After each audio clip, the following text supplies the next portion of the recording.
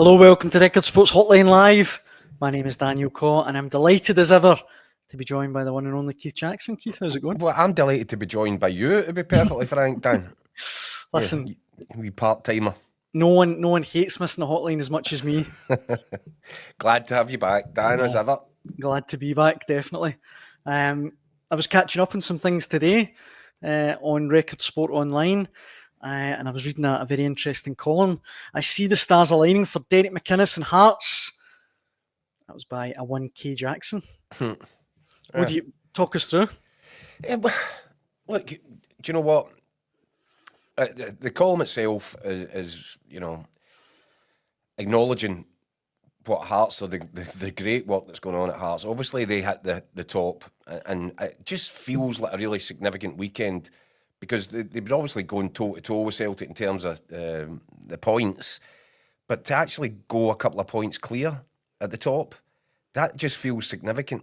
Yeah. And you wonder, and this is the kind of crux of the column, you wonder if he's just arrived in the right place at the right time in a sort of a one-off season where Celtic, and I'm sure we'll talk about this, Dan, because I think you've got your own views, Celtic looks stale. Of whatever else you want to say about Celtic, there does feel as if there's a staleness that's creeping in there. And yes, they've been getting the points on the board, but the performances just don't feel quite right. Brendan Rodgers doesn't feel quite right. It does look as if this might be his last season, because there's been nothing to suggest that a deal is on the table that's going to be signed. So it just creates a little bit of vulnerability where Celtic are concerned. And Rangers are an absolute bin fire, aren't they, under Russell Martin? So for all those reasons, and the fact that Tony Bloom has just arrived on the scene, and there's a sort of energy about Hearts, and there's the investment, and there's Jamestown Analytics, and there's Derek McInnes. This guy that, Aberdeen fans couldn't wait to get shot of, that Rangers fans, they seem to think their club was too big for Derek McInnes, mistakenly.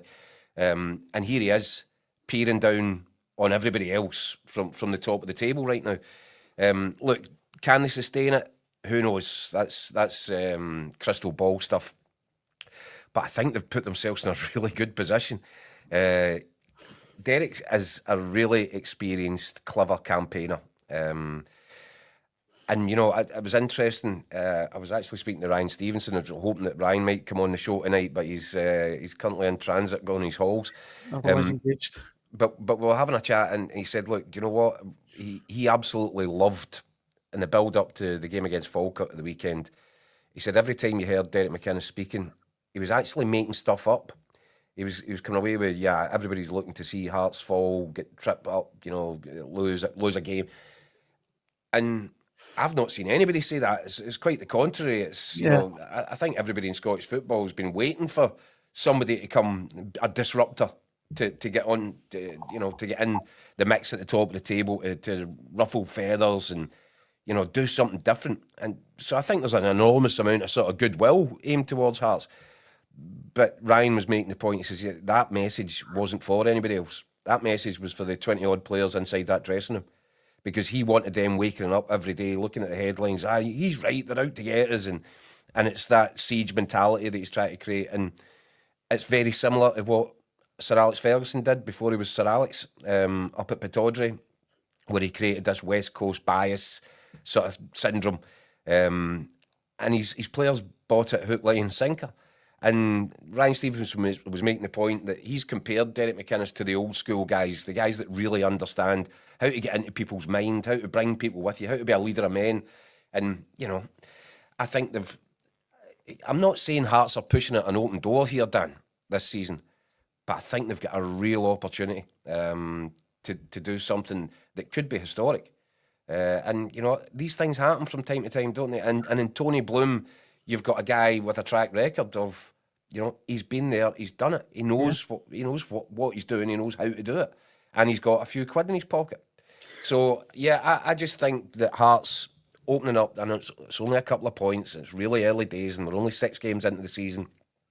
I get all of that and I agree with it, but I do at the same time feel there is something happening at Tynecastle. And if they can sustain this and they don't have European football to distract them or cause, pile-ups in terms of fixtures, but I just feel that they've got a real opportunity to, you already you look at it and say, do you expect Hearts to at least finish second? I think you might already be reaching or coming very close to that conclusion, because Rangers show no signs of being able to sort themselves out. And Hearts are sitting pretty right now, and they're building momentum. And even at the start, when the performances probably weren't what Derek McInnes was looking for from his team, he was still winning games. So he was putting the pieces of the jigsaw together, but he was still getting the results. And now Hearts look a very different side from that one. They look as if he knows what his best 11 looks like, and the players are getting familiar with one another. And yeah, there's definitely something building.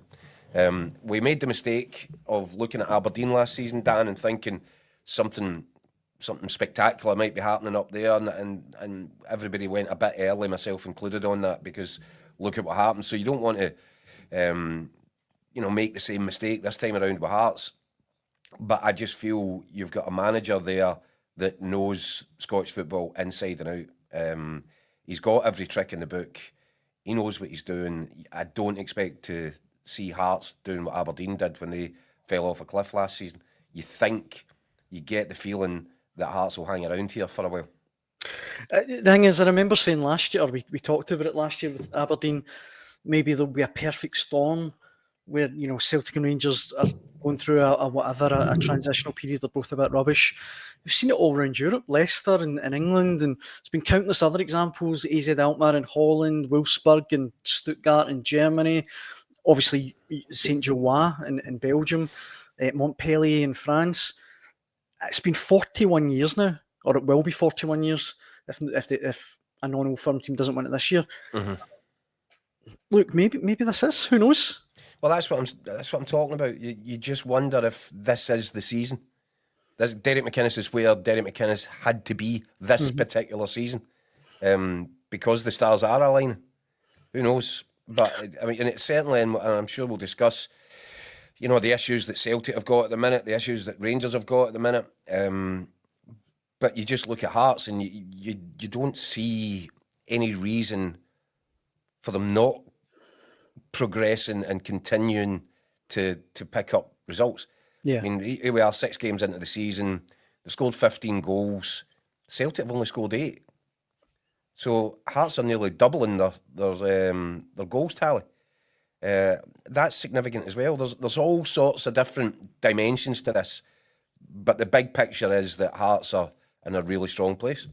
Well, we've got plenty of comments coming in. If you want to let us know your take on a potential title charge from Tynecastle and anything else that's on your mind, please do so.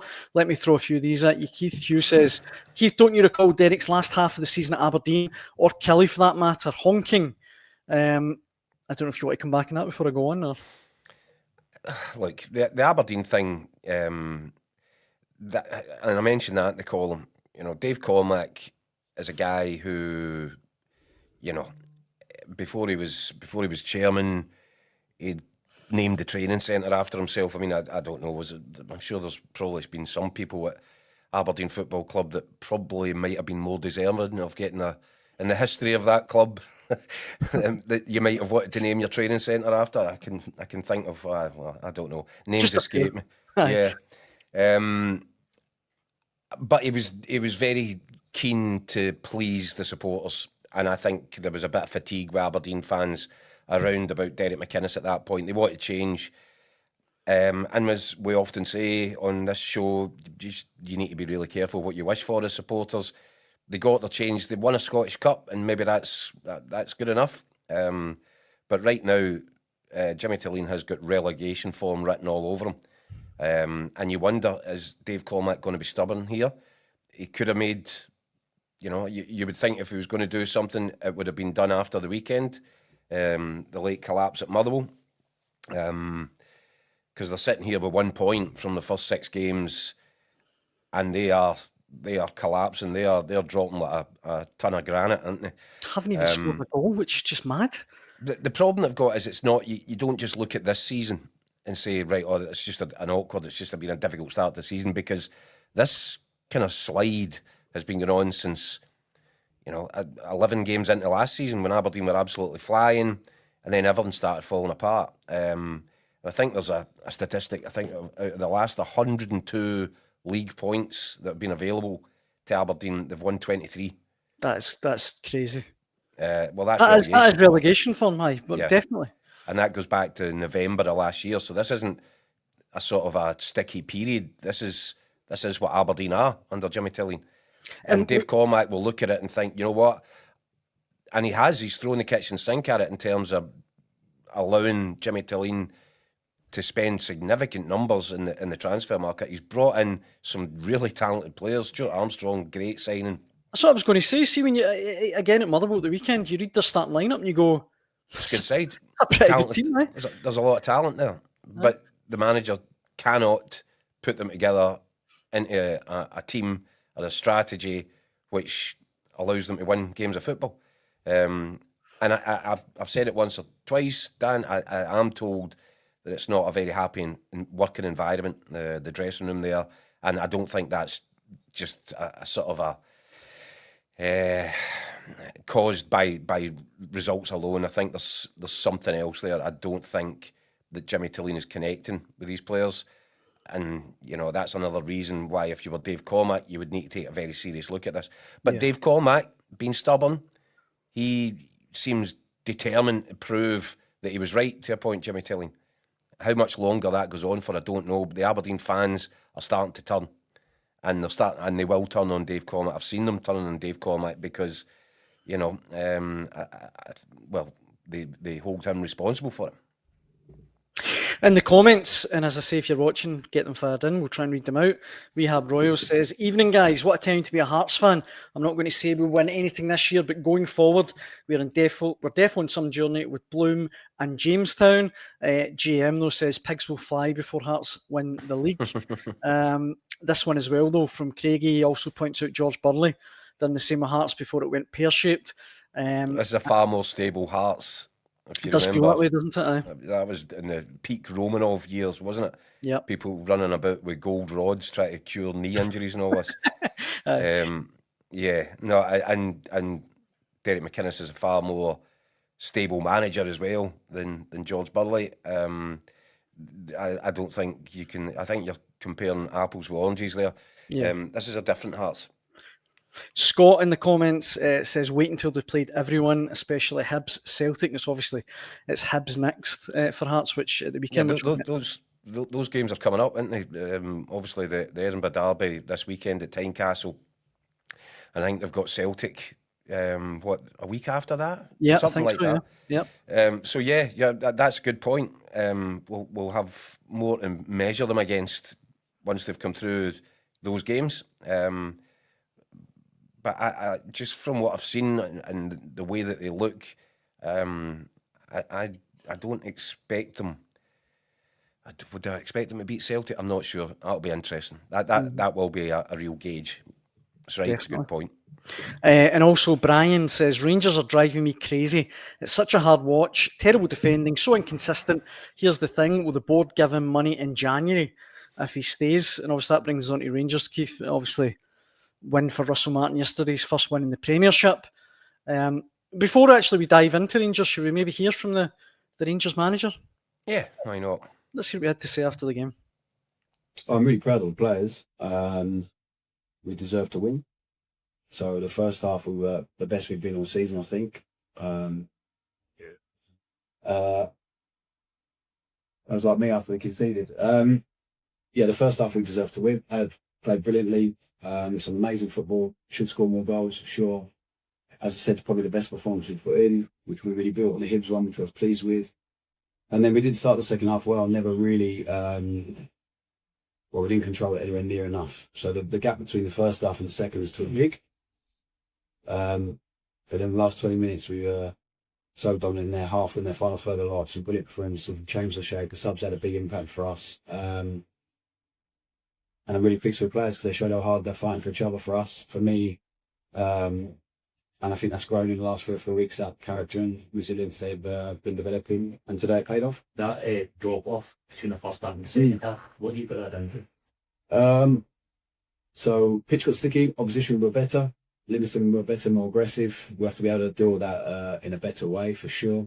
And we just, there was not enough care. The care that they showed each other in the first half with the ball, the level of intensity they played at and moved, some of the theory was outstanding and just wasn't quite there in the second half. And maybe in the position we've been in, not enough wins for us. I think it's probably different. So maybe it's just a bit of confidence we couldn't quite gain momentum again. And then last 20 minutes we did enough. As I said, I thought there was some really big performances. In the game, the way that you did with the late goal feels like a significant... No, I'd rather be 3-0 up at half time. But yeah, I think it could be a real big moment for us. Hopefully it will, they'll feel really good about it in the dressing room. I enjoyed their celebrations together.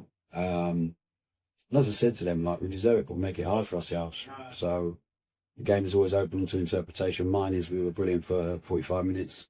And then for 25 minutes in the second half, we showed so much character and resilience, and I'm really proud of that. Are those moments in the change room, are they things that can really bring a squad together? It can, as you say, galvanise them and, you get that together? Yeah, I hope so. I think what I've seen in the last few weeks and when I've been speaking to you guys is that character and the spirit and the willingness to run and fight for each other has really grown. There's a recovery run when we're when it's 1-1, I think, where I watched 5-6 guys sprint Nadeem, the guys that come on, incredible. And we have to celebrate that with the group because that wasn't quite there at the start of the journey, and they have to keep doing that. At least they keep doing that, we'll win more games. Max, just sum up your emotions from that incredible moment at the end there. Yeah, first and foremost for me, that's a moment that you dream of, coming to this club, scoring a late winner like that. But for the team, I think it was huge. But to be honest, I think we deserved that on the large parts of today. I think we were good and we looked more how we want to look. Obviously disappointed not to play and to start, but from the side I could see that the boys looked better today. Yeah, you've had such a tough start, both as an individual and as a team, as a club. To have a moment like that in the dressing room, you're all together and you have that elation. How important can that be? Yeah, massive. I think. Listen, we know this being this far into the season now, and it being our first win is not good enough for this club, and we know that. But moments like today, they build character and they build a trust within the team that we can get through the difficult spells. Like I said in the previous interview that every game isn't going to be an easy coast to win, and we have to dig in on moments like that and win late if we need to. Throw you in the stadium in Bruges after what happened there. I mean, you clearly have been desperate to make things right since that point, Max.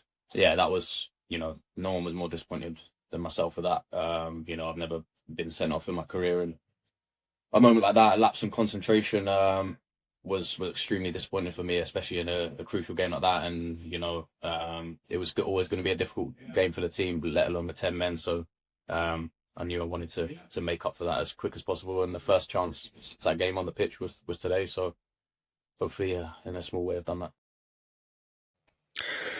Max Aaron's there, and obviously, Keith, a lot of Rangers fans are having their say on this in the comments section. JM says, celebrated the late goal against Livy like it was a Champions League winner. So embarrassing. Craigie insists that win against Livy ain't no turning point. That comes when Martin leaves. And Scott goes as far as to say he's talking about Russell Martin, gaslighting the fans and media. Look, he needed to win, obviously, Russell Martin yesterday, Keith, but does it really change much? I think you can see it doesn't. And you can see that from the comments there. He's a curious one, isn't he, Russell Martin? He's not helping himself now. I'm sure that he feels a little bit bruised by the stick that he's been getting now, whether that's from the stands, from the Rangers supporters, whether it's in newspapers or shows like this, or radio, TV, whatever. I'm sure he's bruised, but he's got a really unfortunate way of showing that.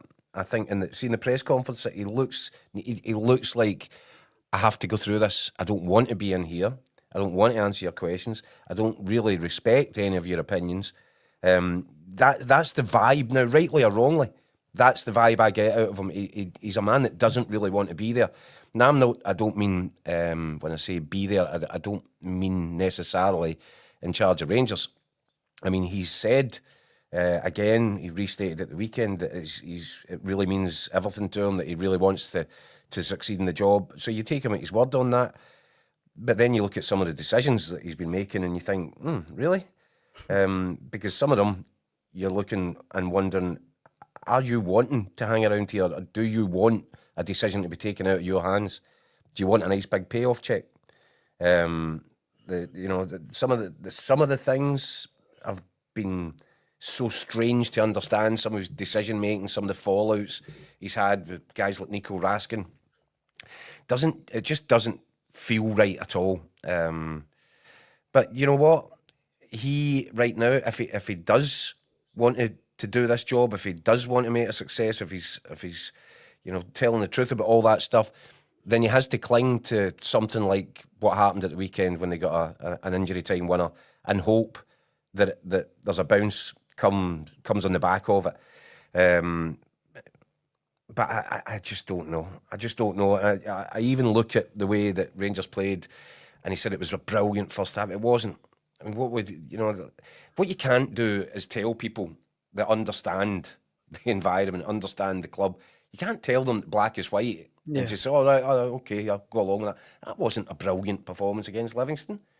In fact, for the first 10, 15 minutes, Rangers were second best. And, I think Butland makes a great save from Stevie May. I thought for 10, 15 minutes, Livingston looked like they were on top of that game.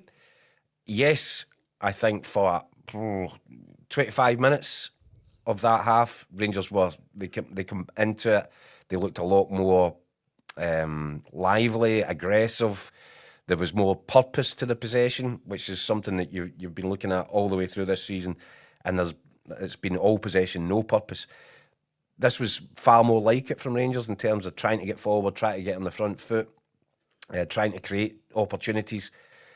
But it didn't look anything like the sort of stuff that Russell Martin had said that he was going to bring. It almost looked like a bunch of players doing their thing off the cuff a little bit. And maybe that's a good thing. Because what they've been asked to do up until this point clearly hasn't been working. And then they come out for the second half, and it was much more like what Russell Martin has been producing. In other words, they don't go forward. They move the ball around, they pass it back the way, they pass it amongst each other. They're not creating anything. There's no intensity to the way that they're trying to attack teams. I think it was it not Mikey Moore come off the bench, and he had the first shot on goal of the second half, and that was, I'm going to say, maybe 78 minutes or something like that. So there was no intensity, and you wonder, was that what Russell Martin? But it can't be, because he's then sitting there saying that they were brilliant in the first half and not so good second, blaming sticky pitch and all this stuff. I can't work it out. He leaves me scratching my head, Daniel. I just don't get it. I'll be honest, I didn't get the appointment in the first place. I've said over and over on here, there was nothing in his managerial CV which merited his inclusion in the discussion about potential Rangers manager. Nothing. Yeah. On the contrary, what happened at Southampton last season was close to being an unmitigated disaster, and yet that was his most recent spell as a manager. And for some reason, Kevin Thelwell and Greta Steinson reached the conclusion that he was the ideal man for Ibrox. So, yeah, I'm at a loss as to explain a whole bunch around Russell Martin, the appointment, what he's trying to get out of his team, some of the decisions that's been made. It's a real curious mix, and I can't fathom it. You're not alone, Keith, in being at a loss. There's plenty of comments coming in of that, sharing that sentiment. JM says the anger is building towards the 49ers. They need to face the reality of their mistakes, i.e. Thelwell, Stewart, Martin. Scott says, I can't think of one area of the team is improved. The recruitment isn't looking good either at the moment. Paul says Russell Martin's ego doesn't back up his managerial talent and tactics. But we've also had some comments in as well. Mark says you could say the exact same thing about Celtic. And I wanted to talk about Celtic as well, about their game against Hibs at the weekend. And finally, Scott says, Young Moore needs to go back to Spurs. Not the right environment for him. Too toxic. It's not his fault. And on that, I would just add as well, Keith, why would you play? Why are they developing Mikey Moore ahead of Finlay Curtis, who was brilliant, I thought, at the start of the season? You're asking the wrong person. You're absolutely right. You're absolutely right, of course. You've got a young kid that plays wide, that scores goals whenever he gets a chance, that looks as if he might be a really exciting, homegrown prospect, straight out your academy. Yep.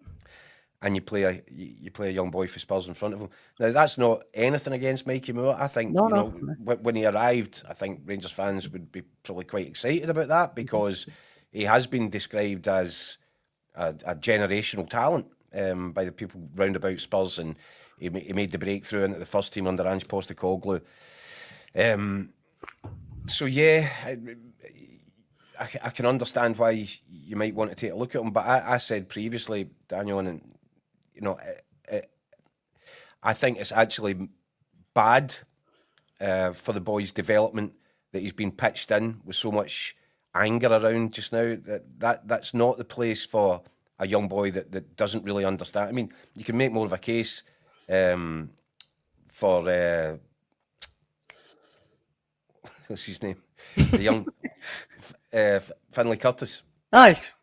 You make more of a case because at least he's familiar with the environment. At least he's familiar with, and he understands. I mean, Mikey Moore's just come in and must be thinking, what hell is this? And I felt it was quite unkind to have him, to throw him out there into the firing line. And I thought you could see that he was clearly struggling with it. And I mentioned last week, Dan, it could well be that there's something stipulated in the contract, the loan agreement, that if he's fit, he has to get game time. But I think that's a conversation you would have manager to manager, that, you know, you should be on to Spurs and saying, look, this is actually going to be quite unhelpful. I think we might be damaging here, and it might be better just to take him, you know, out. Even if that was stipulated in the contract, I think that Thomas Frank would probably be in complete agreement. You know, that he's there to improve, not to go into his shell. So it was no surprise that he didn't start at Livingston. Antman did on that right-hand side for Rangers. Looked okay, but not probably what Rangers would be expecting from him or hoping for him after the way that he introduced himself to the crowd at Rangers in his debut. Looked as if he was going to be a cracker. But everybody looks as if their confidence is fragile, don't they? They look like a real weak, fragile lot just now, this Rangers team. Yeah, absolutely. We mentioned Celtic, and we've got some comments coming in on them as well. Obviously, 0-0 draw with Hibs at the weekend. I think that's the 4th 0-0 draw of the season already for Celtic. Mark in the comments says, watching sports scene, the number of clubs playing more attractive football than Celtic is shocking. And he also adds, no one at Celtic currently scores the screamers Hearts have. Sean says, as a Celtic fan, I really hope Rangers keep Martin out until January, because at the minute we aren't firing and they actually have some decent players. Now, after 11 games last season, Keith, Celtic had scored 36 goals. And at this point, they're down to 17. So a drop off of 19 goals, which I guess is going to happen when you sell players like Kuhn. And don't get... You sell your most creative, attacking and goal-scoring players. Yeah, that will happen. Yeah, look, I don't know, what was I going to say? I don't think Celtic are pushing on the big red panic button just yet.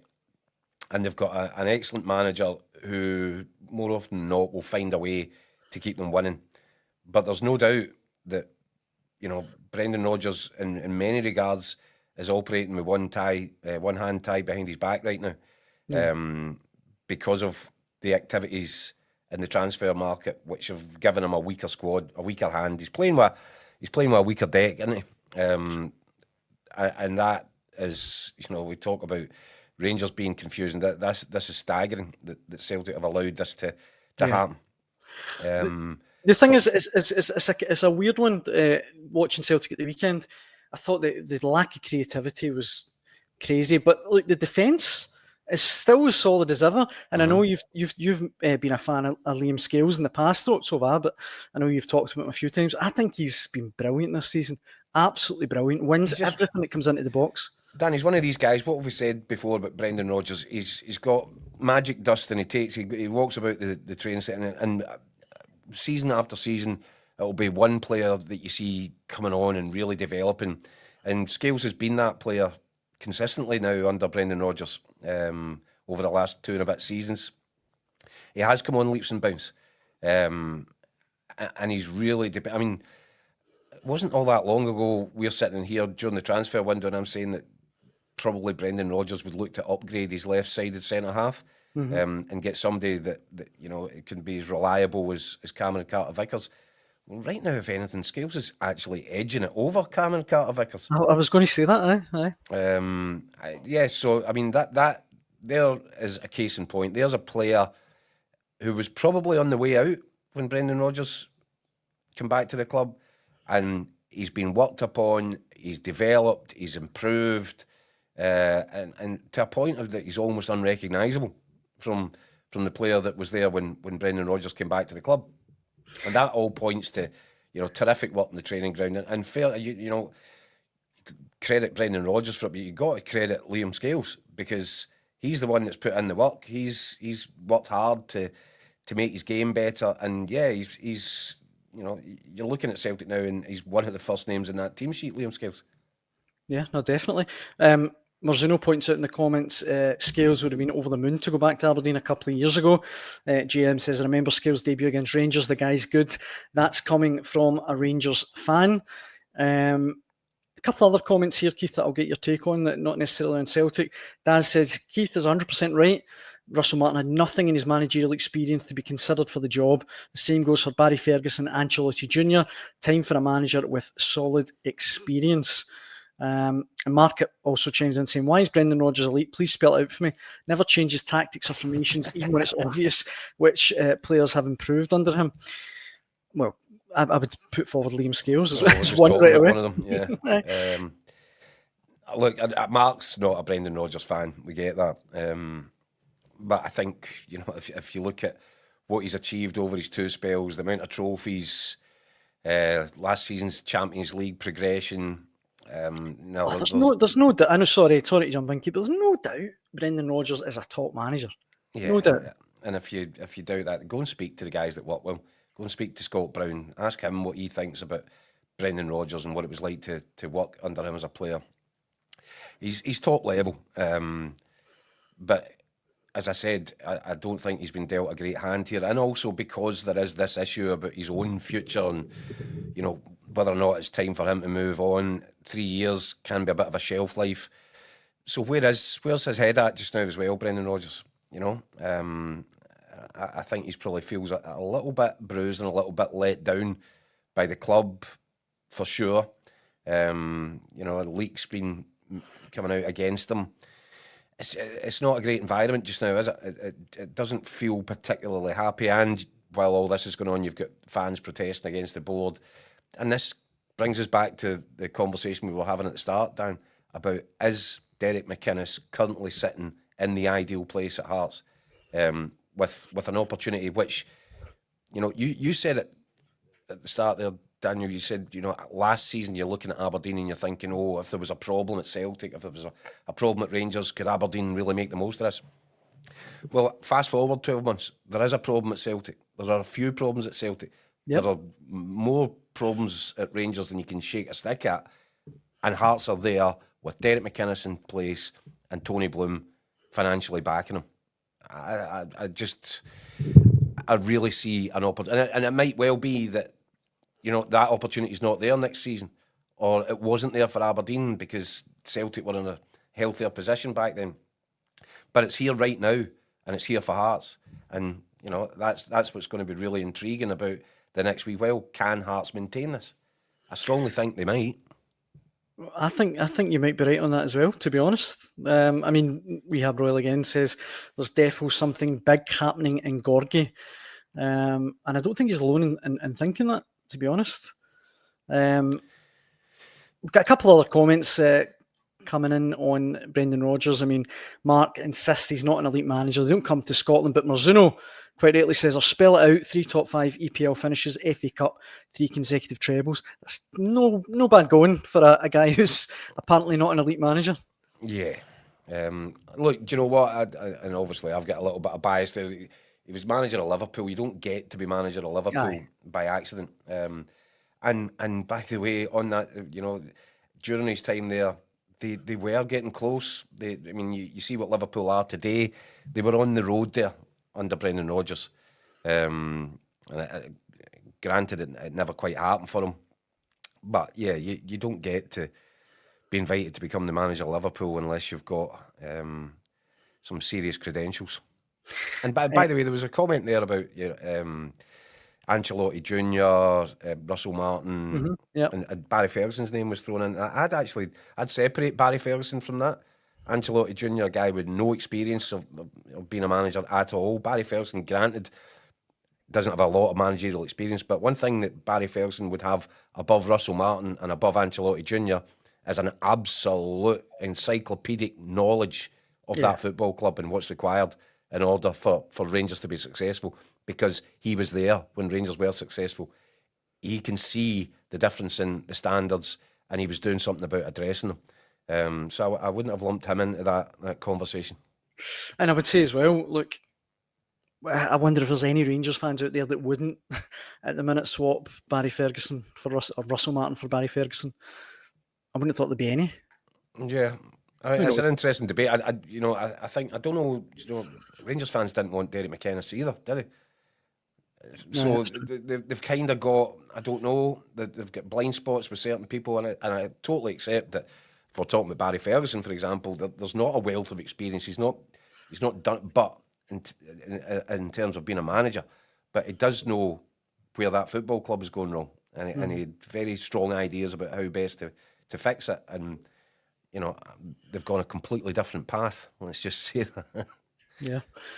Ali Quinn in the comments says, under Derek McInnes, the defo can, I think means win the Premiership. He's the best manager in Scotland. GM says, bring back Murty. I think that might be slightly tongue-in-cheek. Rebel says, Rodgers is a top manager and we're lucky to have him. And this week, obviously, they're back in European duty. They've got Braga at home in the Europa League. Rangers are away to Sturm Graz. And we'll be covering it all, Keith, won't we? We'll be later this week again, won't we? Yeah, a late night. It's a sort of a double bill, isn't it? Because Celtic kick off early, Rangers 8 o'clock. We'll come on the usual midnight shift. What is it? 10 p.m. thereabouts. 10 p.m. 10 p.m. on Thursday night. But yeah, that's interesting. I don't know. I actually was watching some of Sturm Graz's opening Europa League game, and that makes me sound like one of these nerdy guys that sit but it was on. It was the early kickoff last Thursday, and I watched a bit of it, and defensively they were horrendous. Who was it they were playing? It was another, it escapes me now, but they weren't Midtjylland. It was Midtjylland, that's right. It wasn't a pretty sight, but Celtic have got Sturm Graz, Rangers obviously going there. There's an opportunity there from based on half an hour or so that I watched. I think they lost a couple of goals. They were lucky it wasn't a couple more. They were all over the shop. Not bad going forward, but really, really flaky and easy to get at defensively. You would think if you can mount some decent attacks. Aye. Absolutely. So that's not until Thursday, though. But for Monday's Hotline Live, I think that brings us to the end of tonight's show. We will be back tomorrow night at 6 p.m. To pour over Scottish football once again. Thank you so much for all the comments. Some brilliant comments again. We massively appreciate it. And Keith, it's always a pleasure. Cheers, Dan. Thanks for watching at home. Hope you can join us tomorrow. Cheers.